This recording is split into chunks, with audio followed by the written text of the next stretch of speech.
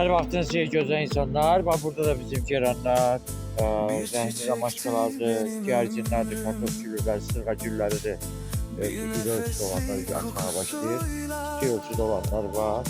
Zəhni ramaşkalardır, ağ ramaşkalardır. Bax yeni gələn ağ ramaşkalar. Kalik qızıl güllər, şeyləri zaten. Berikoniyadır, ətirşahdır, alisyumlar, ağ alisyumlar gəlir. Kalenduladır, kağızlıyırdır, ortada gazonyalardır. Burada tokadeşlerimizdir, sabaçkilerdir, karanfillerdir ve burada geldik. Adi geranlardır. Burada karanfiller yine var. Burada gerberiler var. Gerberilerdir. Geldik burada güzellik.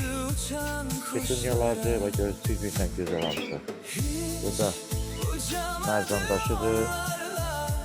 Sırğa güllərdir. Topa çiçəklər açar, iri çiçəklər açanlardır.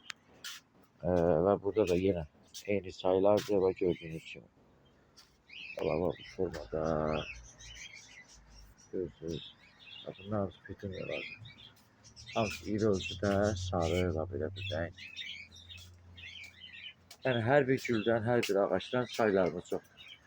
Kim üçün maraqlı olsa, bana buyruğu əldə edə bilərsiniz. Ki öz yerində.